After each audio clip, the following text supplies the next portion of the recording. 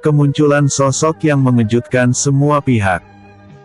Roh beladiri Phoenix menembakkan bola-bola api ke arah puluhan siluman serigala yang akan menerkam Fang Yuan, sehingga mereka terpaksa harus menghindari bola-bola api tersebut.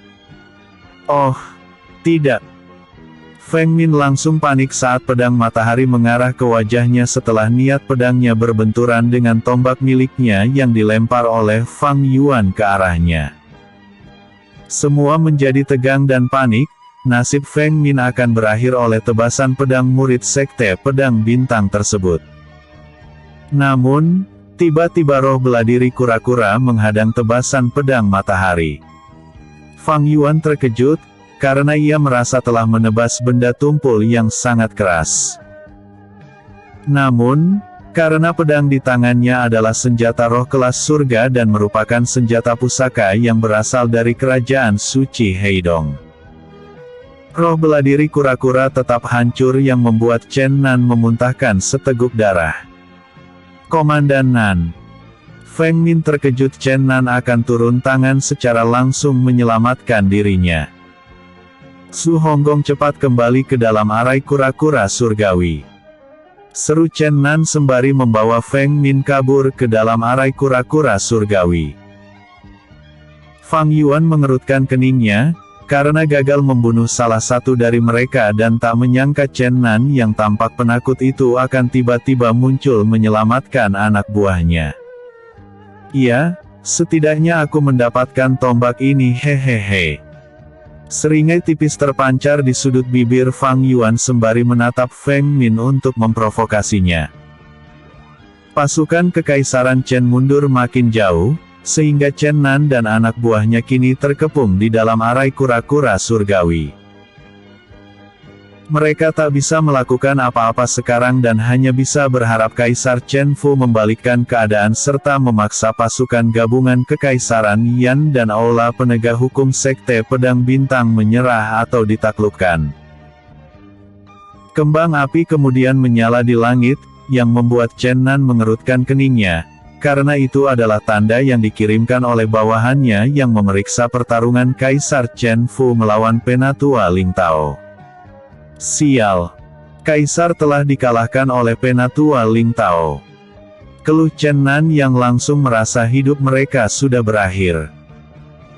Di mana-mana pihak yang kalah akan dihancurkan seperti yang dialami oleh Kaisar Hu Gongfeng yang dihukum mati oleh Kaisar Chen Fu dan istri, selir serta putri-putrinya dijadikan budak oleh para petinggi Kekaisaran Chen. Namun, tiba-tiba 100 niat pedang yang diselimuti asap hitam membunuh ratusan pasukan Kekaisaran Yan yang mengepung arai kura-kura surgawi. Chen Nan dan bawahannya sangat senang karena tiba-tiba ahli beladiri Rana Absolute God muncul 200 tombak di atas mereka. Chen Nan menangkupkan tinju untuk menunjukkan rasa hormat, begitu juga dengan bawahannya. Terima kasih Tuan Xiao Jian telah menyelamatkan kami. Sapanya dengan senyum cerah. Xiao Jian dengan sikap acuh tak acuh menatap Chen Nan dan berkata, "Kau mengenaliku." Namun, matanya kembali menoleh ke arah pasukan Kekaisaran Yan, yang langsung mundur karena ketakutan dihancurkan olehnya. Sepertinya aku merasakan aura yang sangat familiar, tetapi entah siapa. Mungkin pikiranku terlalu kacau gara-gara selalu gagal menangkap Xiao Yue dan Fang Yuan, gumamnya. Tentu kami mengenal Tuan Xiao Jian, karena Anda berteman baik dengan Kaisar Chen Fu. Namun, aku takut Anda datang terlambat karena Kaisar harus berhadapan dengan Aula penegak hukum Sekte Pedang Bintang. Chen Nan menghela nafas dalam-dalam dan memasang ekspresi wajah sedih. Xiao Jian tak menggubris jawaban dari Chen Nan, tiba-tiba saja ia menghilang dari pandangan semua orang dan hanya meninggalkan sedikit asap hitam. Untung saja aku mengenakan cincin Bian Selong sehingga iblis kampret itu tidak menyadari keberadaanku, keluh Fang Yuan sembari menghela nafas dalam-dalam. Saat Xiao Jian menyerang pasukan Kekaisaran Yan dengan niat pedangnya, Fang Yuan langsung melarikan diri lebih dulu dengan kecepatan penuh seperti sedang dikejar oleh siluman gorila ranah absolute God saja. Kenapa ia datang kemari? Apakah ia menyadari aku ikut Penatua Ling Tao kemari dan hendak menangkapku? Fang Yuan berspekulasi dan detak jantungnya berdegup tak karuan. Aku harus menyamar agar tidak dikenali olehnya, pikirnya lagi. Fang Yuan kemudian mengoles wajahnya dengan darah siluman kuda yang telah mati akibat perang ini. Dia juga mengolesi pakaiannya juga, agar dramatis ia meminta salah satu prajurit kekaisaran yang memapahnya menuju diaken aula penegak hukum Sekte Pedang Bintang. Kaisar Chen Fu terengah-engah sembari menancapkan pedangnya ke tanah dan bertumpu pada pedang itu agar bisa berdiri kembali, setelah dipaksa selalu bertahan oleh serangan Penatua Ling Tao. Dia tak menyangka perbedaan kekuatan di antara mereka sangat jauh sekali, padahal mereka sama-sama ranah absolute God. Apakah Penatua Ling berhasil melewati belenggu surga dan berhasil menerobos ke ranah tak diketahui? Kaisar Chen Fu penasaran, tetapi Penatua Ling Tao hanya menghela nafas dalam-dalam sembari mengelus-elus jenggot putihnya. "Tolong katakan guru, supaya aku tidak mati penasaran," katanya lagi dengan ekspresi wajah memelas. Melawan salah satu penatua dari benua tengah adalah impiannya sejak dulu untuk membuktikan apakah dia telah mencapai puncak bela diri dan sejajar dengan entitas terkuat di dunia tersebut. Leluhur klan Xiao dan 5 pemimpin sekte serta patriark Paviliun Sangren diyakini telah mencapai ranah tak diketahui tersebut, karena mereka memiliki umur yang sangat panjang, terutama leluhur klan Xiao dan matriark Sekte Lotus Surgawi yang juga salah satu tokoh perintis kota Changlan, benua tengah. Namun, akhir-akhir ini rumor tentang ranah tak diketahui atau ranah lebih tinggi dari ranah absolute God tersebut juga menyasar para penatua kelima sekte, entah siapa yang menyebarkan rumor tersebut.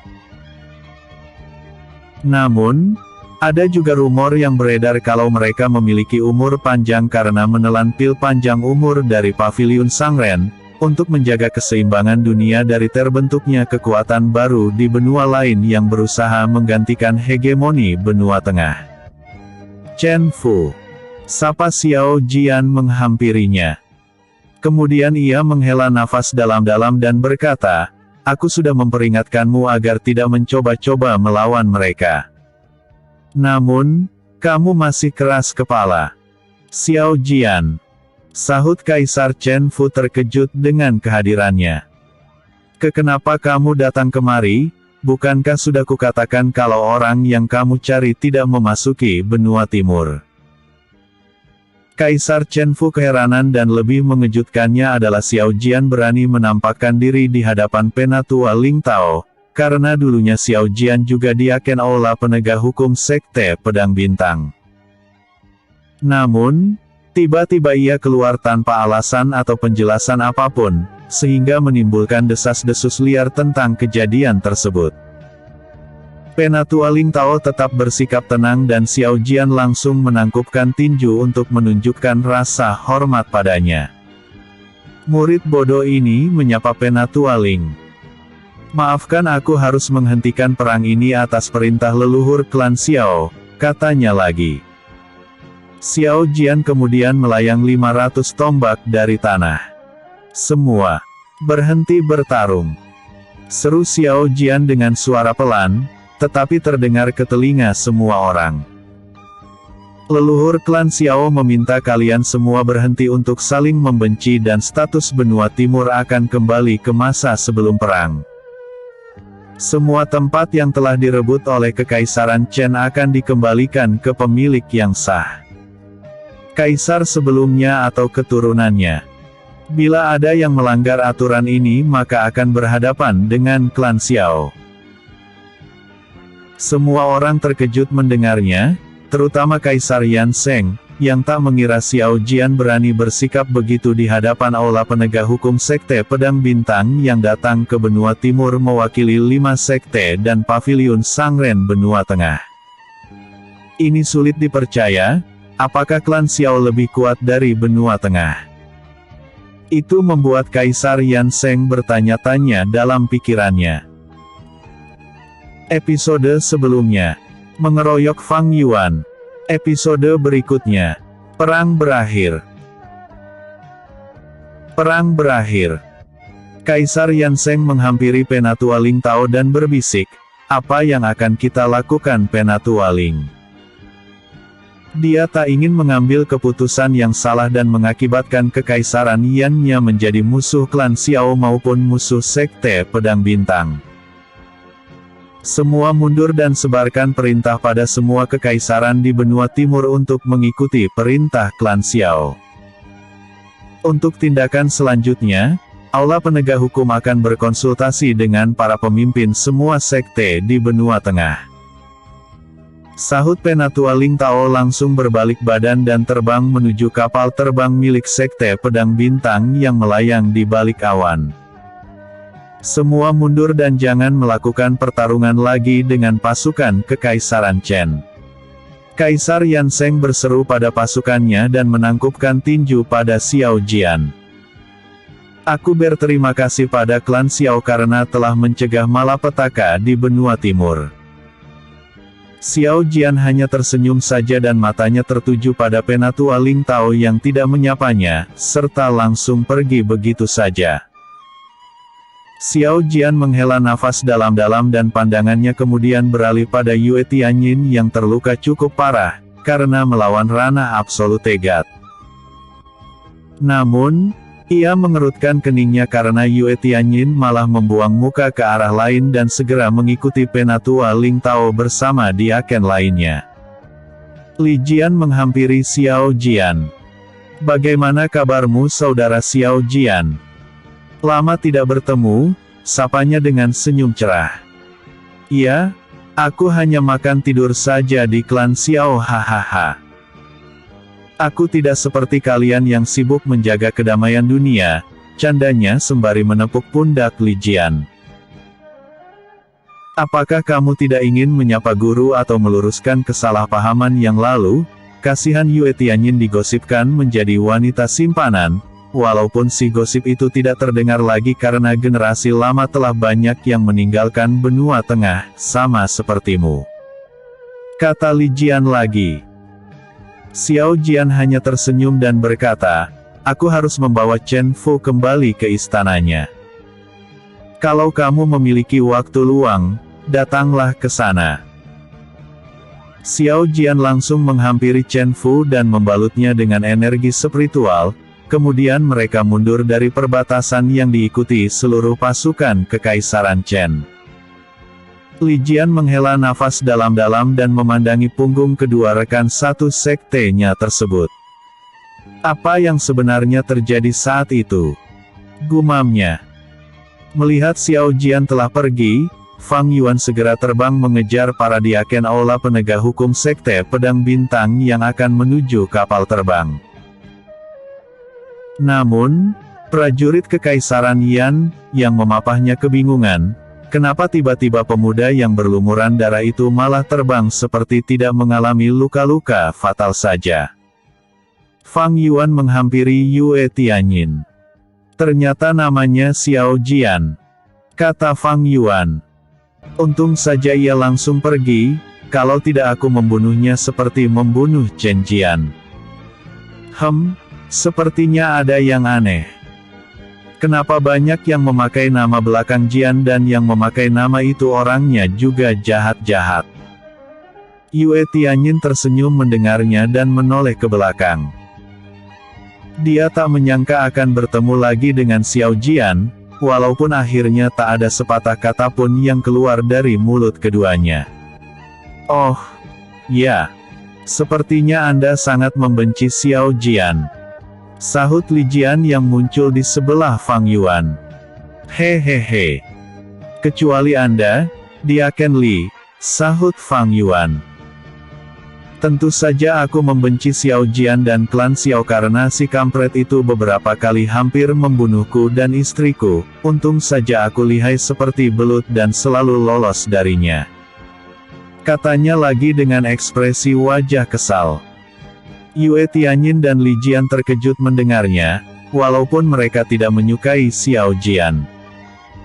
Namun, mereka tak menyangka Xiao Jian ingin membunuh Fang Yuan dan istrinya. Kenapa? Li Jian penasaran. Fang Yuan menyadari dirinya telah mengucapkan kata yang tidak seharusnya diumbar-umbarkan. Kemudian ia berbisik, sebenarnya Diaken Yue menyukaimu. Kalau Diaken Li mau, aku akan menjodohkan kalian. Wajah Li Jian memerah dan berkata, apa hubungannya ini dengan masalahmu? Dia terkejut mendengarnya dan tak menyangka Yue Tianyin menyukainya, sehingga ia tidak berani menatap Yue Tianyin. Yue Tianyin mengerutkan keningnya, apa sebenarnya yang dibisikkan oleh Fang Yuan sehingga Li Jian tampak malu-malu menoleh ke arahnya. Mau tidak? Ini kesempatan sekali dalam seumur hidup loh, kata Fang Yuan lagi dengan senyum cerah. Aku menjamin Diaken Yue Tianyin sebenarnya masih bersegel. Bisiknya sekali lagi. Li Jian mengerutkan keningnya, kenapa Fang Yuan bisa mengetahui semua ini? Apakah ia pernah mengintip Diaken Yue mandi? Iya. Gerak-geriknya saat di kapal juga sedikit mencurigakan sih. Gumamnya. Namun, ia segera menepis pemikiran itu. Begini. Li Jian ingin berbicara, tetapi Fang Yuan malah menoleh ke arah Yue Tianyin. Selamat Bibi Yue, Paman Li ternyata menyukaimu dan katanya ia akan menikahi Bibi saat sampai di kota Changlan nanti. Hahaha. Betul kan, Paman Li? Fang Yuan langsung menyenggol bahu Li Jian sehingga darah siluman kuda yang ia oleskan pada tubuhnya ikut menempel pada pakaian Li Jian.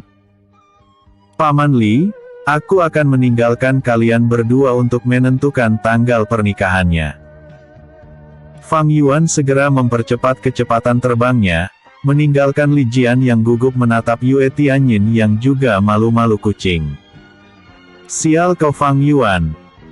Gerutu Li Jian dalam hati, karena dia malah langsung pergi sebelum menyelesaikan masalah ini hingga tuntas. Diaken. Nona Yue. Aku. Terserah saudara Li saja menentukan hari pernikahannya, sahut Yue Tianyin malu-malu dengan wajah memerah. Li Jian terkejut mendengarnya, padahal ia ingin mengatakan Fang Yuan sebenarnya sedang bercanda. Kini malah ditanggapi dengan serius oleh Yue Tianyin. Tunggu. Gumamnya terkejut. Yue Tianyin mau menikah denganku. Dia terkejut dan menatap wajah cantik wanita yang terluka cukup parah tersebut. Baiklah, kita akan bicarakan tanggal pernikahannya saat di kota Changlan saja hahaha. Li Jian memaksakan diri tertawa sehingga terdengar seperti suara ringkihan kuda siluman saja.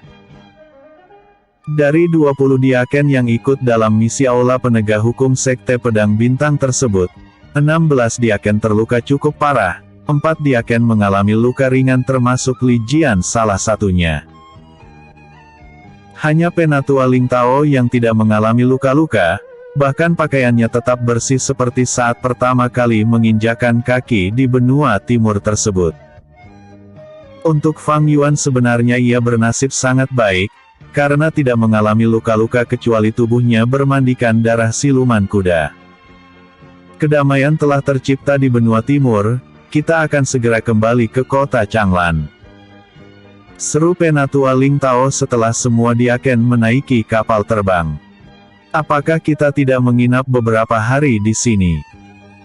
Takutnya nanti Kekaisaran Chen malah mengingkari perjanjian ini dan membuat kesepakatan dengan Xiao Jian, kemudian memulai perang lagi, sela Li Jian. Penatua Ling Tao menggelengkan kepala dan berkata, itu tak mungkin terjadi. Karena aku tahu sifat Xiao Jian dan klan Xiao selalu menepati janji mereka. Kemudian ia menoleh ke arah Fang Yuan dan langsung mengerutkan keningnya. Apakah dia berpura-pura mati selama pertempuran tadi? Gumamnya berspekulasi, karena tidak ada luka pada tubuh Fang Yuan. Namun, ia tidak mempermasalahkannya karena ia telah mengetahui kemampuan bertarung Fang Yuan dan berpikir berpura-pura mati juga adalah sebuah keterampilan yang bagus, yang menandakan Fang Yuan bisa menilai mana lawan yang harus dilawan dan menghindari lawan yang kuat. Episode sebelumnya, kemunculan sosok yang mengejutkan semua pihak. Episode berikutnya, lautan tak berujung.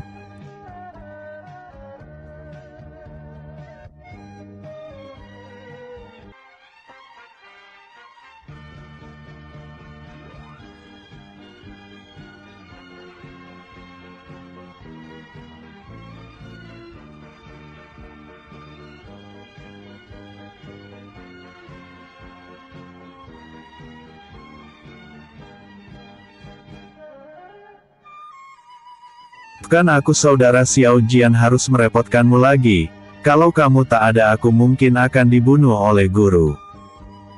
Kata Kaisar Chen Fu sembari menghela nafas dalam-dalam. Itu bukan masalah berarti, aku cuma ingin jalan-jalan saja kemari untuk melihat apakah kamu telah menguasai seluruh benua timur. Namun, aku tak menyangka tua bangka itu akan muncul di sini dan merusak rencana besarmu. Sahut Xiao Jian dengan senyum tipis. Ini semua gara-gara Chen Long yang membunuh dan menyeret tubuh Jiang Yin yang kebetulan ada di benua timur ini, sehingga gara-gara dendam pribadinya itu. Rencanaku untuk menyatukan benua timur akhirnya pun gagal. Gelas di tangan Kaisar Chen Fu pecah berkeping-keping, sehingga para jenderal yang hadir di ruangan tersebut ketakutan. Kamu berdiam diri saja dalam 10 tahun ini dan kembalikan semua apa yang kalian ambil, termasuk wanita-wanita dan harta dari kekaisaran lain, karena klan Xiao akan memulai rencana besar yang pasti akan menguntungkan kekaisaran Chen ini. Kata Xiao Jian sembari menyeduh tehnya. Kenapa kita harus mengembalikan mereka? Salah satu jenderal enggan mengembalikan wanita-wanita cantik yang telah dihadiahkan oleh Kaisar untuknya. Namun, tiba-tiba gelas di tangan Xiao Jian melayang ke lehernya dan menyemburkan darah yang cukup banyak, sehingga jenderal tersebut harus menyumbat pendarahan di lehernya dengan tangannya. Kaisar Chen Fu menggelengkan kepala dan berkata, bunuh dia karena telah menyinggung tamu terhormat Kekaisaran Chen. Jenderal tersebut terkejut mendengarnya dan tak menyangka Kaisar Chen Fu akan membuat keputusan seperti itu, seolah-olah kontribusinya selama ini dipandang sebelah mata saja. Dua jenderal langsung menyeret tubuh jenderal tersebut keluar dari ruangan itu dan Kaisar Chen Fu melanjutkan lagi perbincangan dengan Xiao Jian. 2 hari kemudian di atas lautan, kapal terbang Sekte Pedang Bintang yang ditumpangi Fang Yuan tersebut berbelok ke arah lautan tak berujung, karena Yue Tianyin mengatakan dirinya telah mencapai pencerahan dan akan melakukan terobosan ke ranah Absolute God. Periode ini adalah yang paling krusial bagi ahli bela diri, karena selama proses penerobosan kultivasi berlangsung, para siluman menjadi tidak terkendali seperti sedang kerasukan dan berlomba-lomba ingin memangsa kultivator yang sedang melakukan penerobosan kultivasi tersebut. Fang Yuan yang sedang berkultivasi dengan menyerap energi spiritual di sekitarnya tiba-tiba merasakan energi spiritual dari siluman yang sangat kuat. Dia pun berhenti berkultivasi dan langsung bergegas ke pinggir dek kapal. Makhluk apa itu? Fang Yuan terkejut melihat di bawah kapal ada ikan raksasa yang melompat tinggi dan hampir menelan kapal terbang, kemudian riak air setelah ikan itu tenggelam, berubah menjadi gelombang tsunami setinggi 1000 tombak. Kalau dibawa pulang bisa menjadi makanan untuk satu kota nih, katanya lagi dengan senyum cerah. Itu adalah siluman Jing, siluman yang setara dengan ranah Absolute God. Dia sangat sulit untuk ditaklukkan karena memiliki pertahanan yang sangat kuat. Sahut Li Jian. Pria parubaya, Diaken Rana Absolute God segera menggunakan teknik segel untuk membuat perisai pada kapal terbang, karena tiba-tiba ada sekumpulan siluman ikan yang setara Rana Immortal terbang ke arah kapal terbang. Walaupun basis bela diri mereka cukup rendah, tetapi jumlah mereka mungkin mencapai ribuan, makanya Diaken tersebut membuat perisai agar mereka tidak perlu bertarung. Itulah adalah Fei Yu dan mereka juga tidak terlalu berbahaya. Namun, jumlah mereka yang bergerombol akan membuat jengkel siapapun yang melawannya. Kata Li Jian lagi. Fang Yuan sangat takjub melihatnya dan tak menyangka lautan tak berujung itu memiliki makhluk laut yang sangat unik tetapi berbahaya. Gerombolan Fei Yu terpental saat menabrak perisai kapal terbang dan membuat kapal terbang tersebut bergetar dan lajunya melambat, karena Fei Yu menabrak kapal terbang dalam jumlah sangat banyak.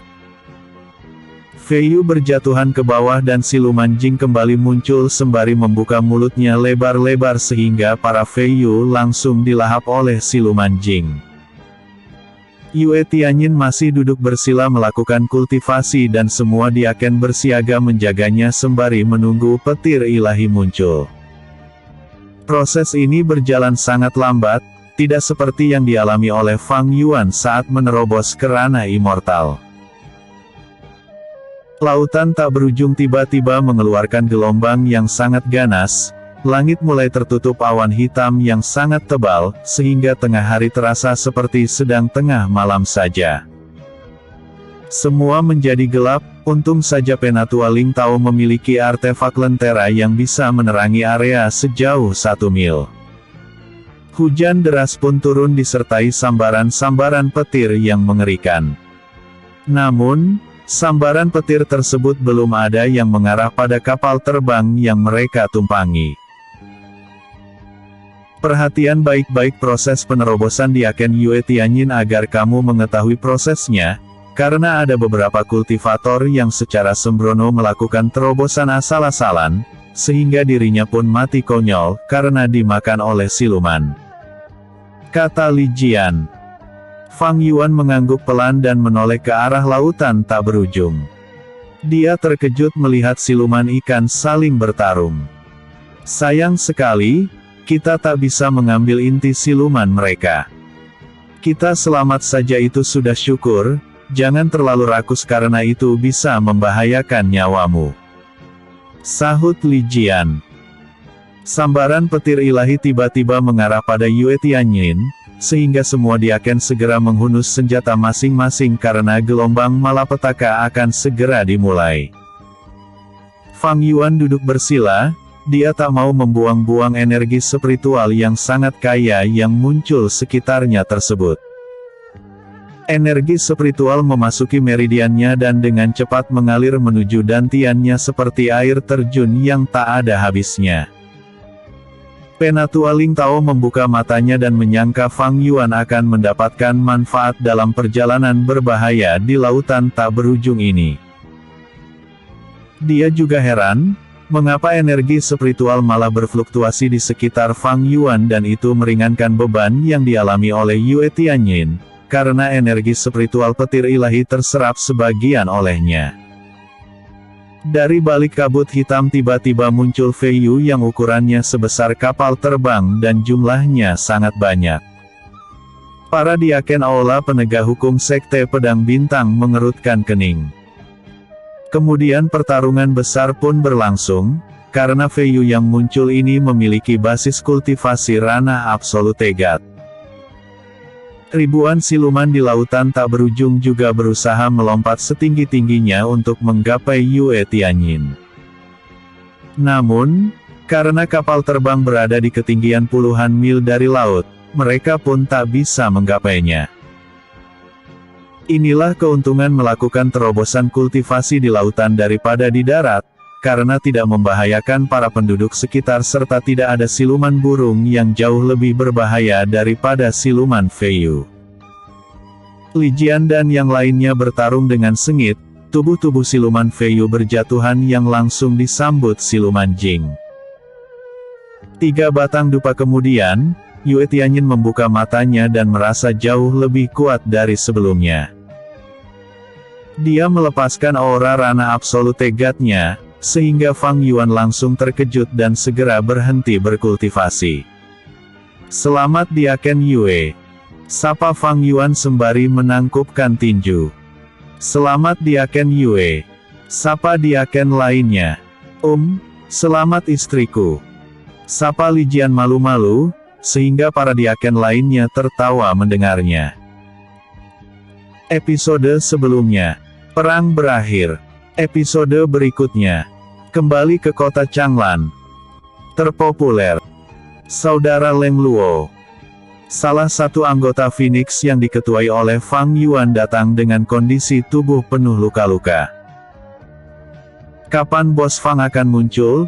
Dia harus mencari keadilan untuk kita karena akhir-akhir ini banyak murid kuat yang menargetkan kita di arena gladiator maupun di kota Changlan. Kalau begini terus, kita hanya bisa berdiam diri di dalam sekte saja dan anggota kelompok Phoenix yang berasal dari sekte lain telah banyak yang memilih keluar, karena mereka tidak tahan menjadi samsak tinju murid lain," keluhnya. Leng Luo hanya bisa menghela nafas dalam-dalam. Ia juga tidak mengetahui kemana perginya Fang Yuan yang tiba-tiba menghilang begitu saja, bahkan murid-murid pelataran dalam juga tidak mengetahui di mana dia sekarang. Bagaimana dengan istri Bos Fang? Apakah dia telah memberikan jawaban untuk segera membantu kita? Leng Luo bertanya pada murid wanita di sebelahnya. Murid-murid sekte Lotus Surgawi mengatakan tidak ada murid yang bernama Xiao Yue, bahkan mereka menertawakan kami saat kami mengatakan Nona Xiao Yue dilatih langsung oleh matriark Liu Ruxu. Wanita itu juga menghela nafas panjang. Situasi sulit ini membuat kepala Leng Luo terasa sakit.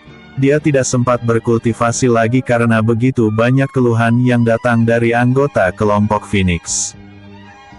"Kita harus bersabar dalam beberapa hari lagi, karena Penatua Ling Tao juga tidak ada di pelataran dalam. Saat beliau kembali nanti, maka aku akan bertanya padanya kemana perginya Bos Fang," kata Leng Luo menenangkan hati rekan-rekannya yang telah babak belur dihajar murid-murid lain.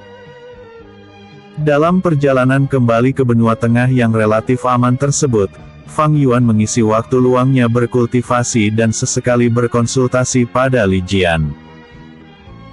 Fang Yuan telah berhasil melatih roh beladiri Phoenix untuk memadatkan ki api menjadi pedang, bukan lagi hanya bisa menggunakan bola-bola api saja seperti dulu.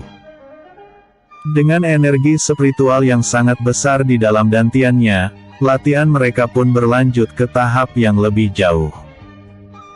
Di mana roh beladiri Phoenix bisa memadatkan puluhan pedang ki api yang tentunya ini akan membuat roh beladiri Phoenix menjadi rekan bertarung yang sangat kuat. Beberapa hari kemudian, kapal terbang mereka mendarat di halaman Paviliun Bintang dan Penatua Ling Tao langsung masuk ke dalam untuk melaporkan kejadian di benua timur pada Patriark Zhang Shaoxing. Para diaken aula penegak hukum Sekte Pedang Bintang juga mengikuti Penatua Ling Tao ke dalam Paviliun Bintang, sehingga Fang Yuan kebingungan apa yang akan ia lakukan. Apakah ia akan memasuki Paviliun Bintang atau kembali ke Sekte Lotus Surgawi untuk beristirahat? Lijian menoleh ke belakang dan berkata, "Kamu istirahat saja di asrama dan besok pagi datang ke kediaman Penatua Ling Tao untuk berlatih pedang." Fang Yuan menangkupkan tinju dan berkata, "Baik Diaken Li, murid ini undur diri dulu." Dia segera terbang ke arah lereng Gunung Bintang.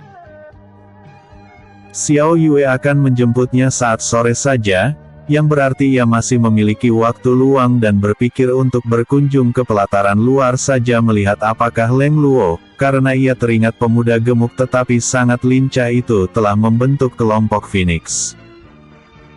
Sepanjang perjalanan menuju pelataran luar, beberapa kali Fang Yuan berpas-pasan dengan murid pelataran dalam lainnya, dan Fang Yuan hanya tersenyum saja menyapa mereka. Karena ia hanya mengenali beberapa murid saja di pelataran dalam ini dan itu pun karena mereka menantangnya saat awal-awal memasuki Sekte Pedang Bintang. Setelah sampai di pelataran luar, tiba-tiba ia teringat kalau tidak mengetahui di penatua pelataran luar mana Leng Luo belajar bela diri. Ini akan sulit. Seperti mencari jarum ditumpukan jerami. Keluhnya, karena pelataran luar itu jauh lebih luas dari pelataran dalam. Bos Fang, Anda telah kembali. Sapa murid yang tiba-tiba muncul dari simbol heksagram. Fang Yuan terkejut ada arai teleportasi di pelataran luar dan menoleh pada murid yang dipenuhi luka-luka tersebut. Kamu mengenaliku. Fang Yuan menunjuk dirinya sendiri. Tentu saja bos, lihat ini. Murid tersebut menunjukkan tato Phoenix di lengannya, sehingga Fang Yuan mengerutkan keningnya. Leng Luo itu memiliki selera fashion yang unik juga. Aku adalah anggota kelompok Phoenix. Dia tersenyum bahagia. Oh, ternyata Anda adalah bawahan tuan muda ini. Fang Yuan segera bersikap layaknya tuan muda klan besar. Siapa yang melukaimu? Lancang sekali mereka membuat anggota kelompok Phoenixku babak belur begini. Aku harus membakar wajah mereka agar mereka berpikir dua kali untuk mencari masalah dengan kita. Roh bela diri Phoenix sebesar-sebesar gunung tiba-tiba muncul di langit pelataran luar yang membuat tempat tersebut menjadi gelap karena roh bela diri Phoenix menutupi sinar matahari ke sana. Besar sekali. Murid tersebut terkejut melihat roh bela diri Phoenix yang langsung mengepakkan sayapnya sehingga menimbulkan hawa panas di pelataran luar. Ini bukan apa-apa, hanya sebuah pertunjukan kecil saja. Sahut Fang Yuan yang sengaja menunjukkan roh bela diri Phoenix, yang sebenarnya menggunakan teknik khusus agar terlihat sangat besar dan teknik ini hanya bisa bertahan dalam waktu setengah batang dupa saja. Teknik tersebut diajarkan oleh salah satu diaken yang sedang merasa bosan berada di kapal terbang saat perjalanan pulang mereka dari lautan tak berujung, dan ia mengajak Fang Yuan bermain mahjong dengan hadiah teknik tersebut. Aku benar-benar bersyukur menjadi bawahan Anda, Bos Fang. Murid tersebut mulai menggunakan teknik menjilat dan Fang Yuan sangat senang mendengar pujiannya. Namun, tiba-tiba Fang Yuan memuntahkan seteguk darah karena roh bela diri Phoenix ditelan oleh roh bela diri Jing, yaitu paus raksasa yang mirip dengan siluman Jing yang ada di lautan tak berujung. Keduanya tercengang melihatnya dan roh bela diri Jing segera berputar arah menuju paviliun bintang, yang menandakan roh bela diri Jing tersebut milik salah satu petinggi Sekte Pedang Bintang. Hei, bro. Jangan beritahu siapapun kalau bosmu ini yang mengeluarkan roh bela diri Phoenix tadi. Bisik Fang Yuan sembari menyeka darah dari sudut bibirnya. Aku sangat marah sekarang, cepat katakan siapa yang melukaimu agar bosmu ini menuntut keadilan untukmu. Fang Yuan menarik murid tersebut menuju arai teleportasi. Fang Yuan sebenarnya sengaja meninggalkan area pelataran luar agar tidak ditangkap oleh aula penegak hukum, karena dirinya telah melanggar aturan sekte. Membuat murid-murid pelataran luar tidak nyaman dengan hawa panas yang ditimbulkan oleh roh bela diri Phoenix. Siapa namamu, bro? Fang Yuan teringat kalau mereka berbincang-bincang tanpa berkenalan lebih dulu. Aku Sue Jing, bos. Sahutnya dengan senyum cerah. Sue. Anda anggota Kekaisaran Sue. Kita ternyata rekan satu negara. Apakah? Belum selesai Fang Yuan berbicara, tiba-tiba Sue Jing berkata, aku cuma anak tukang taman bunga keluarga Kaisar saja. Fang Yuan terkejut mendengarnya, karena sebelumnya ia juga bertemu anak tukang sapu keluarga Kekaisaran Sue. Apa dunia kultivasi telah berubah? Iya. Masa-masa kejayaan keluarga bangsawan telah berakhir dan tidak dicintai para dewa lagi, gumamnya. Sementara itu di istana Kekaisaran Sue, tiba-tiba Menteri Kehakiman tersungkur saat ingin meninggalkan istana, karena menginjak ampas pisang yang dibuang sembarangan oleh cucu kaisar yang berusia 5 tahun. Kaisar dan para menteri lainnya tertawa melihatnya, padahal suasana di istana kaisar cukup tegang saat rapat sedang berlangsung. Sialan, kenapa aku malah tertimpa musibah saat teringat dengan Sue Jing, ya? Keluhnya dalam hati. Episode sebelumnya, Lautan Tak Berujung. Episode berikutnya, Arena Gladiator. Arena Gladiator. Fang Yuan tak menyangka arai heksagram yang ada di pelataran luar ternyata terhubung ke arena gladiator. Dia memperhatikan sekitarnya ada ribuan murid yang sedang memperhatikan beberapa layar virtual yang menunjukkan pertarungan murid dengan Rana Sein melawan Rana Immortal, dan hasilnya tentu sudah jelas. Murid Rana Immortal tersebut memenangkan pertandingan. Fang Yuan belum mengerti aturan pertandingan di arena gladiator dan tidak tahu cara menantang murid yang telah melukai Sue Jing. Saat ia ingin bertanya pada Sue Jing tentang aturan main di arena gladiator, murid Rana Immortal yang memenangkan pertandingan berkata, "Cih, bubarkan saja kelompok Phoenix kalian itu. Jangan harap sekumpulan babi seperti kalian bisa menjadi raja hutan." Dia melontarkan ejekan penuh penghinaan, sehingga murid Rana Sein yang kalah tersebut hanya bisa menundukkan kepala saja. Fang Yuan mengerutkan keningnya, ini tak bisa dibiarkan dan berkata, bagaimana cara tuan muda ini melawan babi jelek itu? Beberapa murid yang berdiri di sekitar mereka langsung menoleh dan tak menyangka murid yang belum memiliki peringkat berani mengumpat Rana Immortal peringkat 775 tersebut. Anda yakin Bos Fang?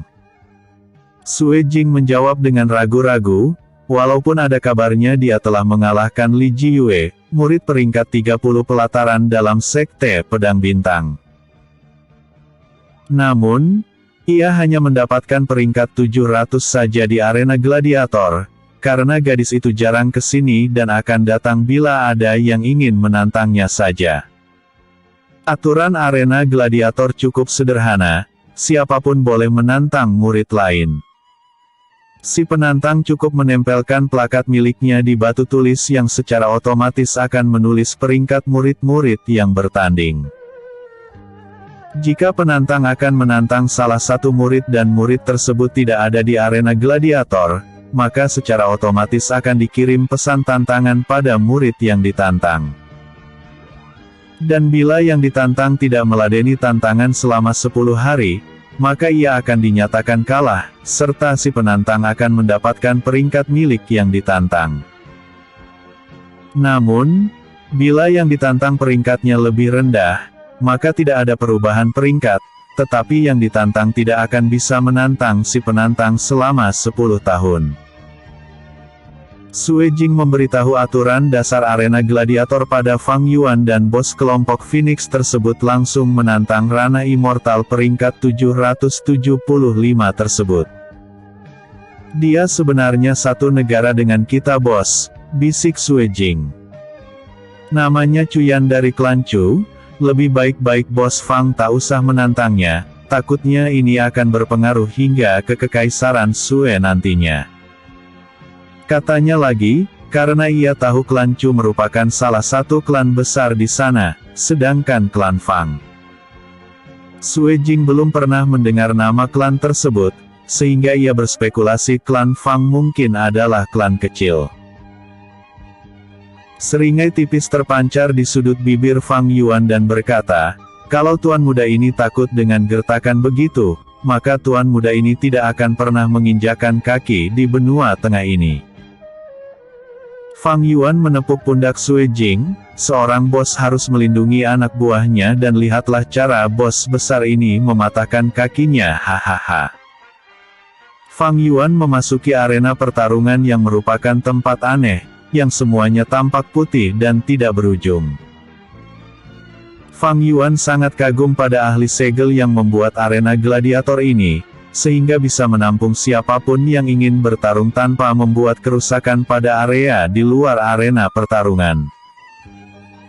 Cuyan dengan senyum cerah menatap Fang Yuan dan berkata, "Aku tak menyangka bos kelompok Phoenix akhirnya muncul setelah aku melukai puluhan bawahanmu." Fang Yuan juga tersenyum, "Bagaimana kamu bisa mengenaliku?" Itu membuatnya penasaran, apakah poster dirinya telah disebar oleh kelompok Phoenix, makanya ia langsung populer.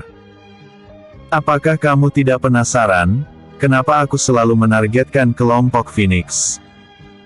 Cuyan mengerutkan keningnya dan berpikir mungkin Fang Yuan sangat mudah melupakan masalah yang pernah menimpanya, dan Fang Yuan cuma menggelengkan kepala. "Ah, lupakan saja. Aku penasaran bagaimana kamu bisa mengalahkan Cuma," katanya lagi. "Cuma," sahut Fang Yuan mencoba mengingat nama tersebut. "Jangan bilang kamu juga melupakan Assassins klan Chu yang mati di tempat sekte Serigala Putih," seru Cuyan sembari mengaktifkan segel Serigala Pembunuh. Fang Yuan menoleh ke arah simbol-simbol rumit yang muncul di bawah kakinya. "Oh, aku mengingatnya." Cuyan menyeringai tipis dan berkata, "Aku akan mengirimmu ke dunia bawah untuk menemani Paman Cuma."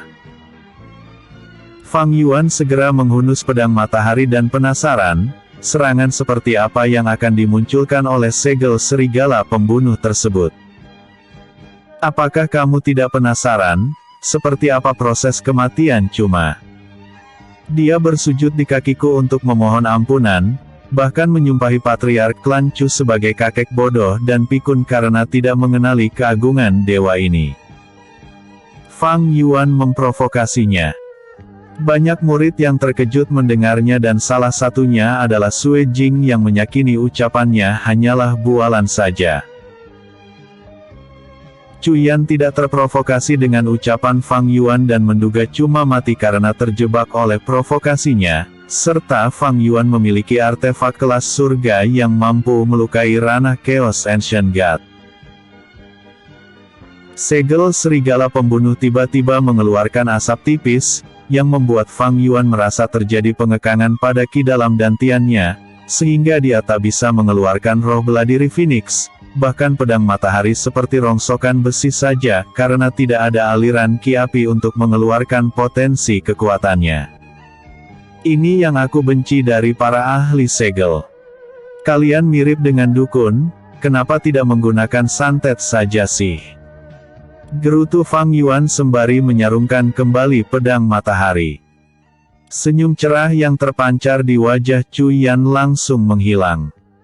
Dia merasa heran, kenapa Fang Yuan tidak panik dan terkesan mampu mengatasi segel Serigala Pembunuh. Aku harus menepis pikiran itu dan membunuhnya sekarang juga." Gumamnya segera membuat segel lain dan puluhan serigala yang setara ranah Sein keluar dari lingkaran heksagram.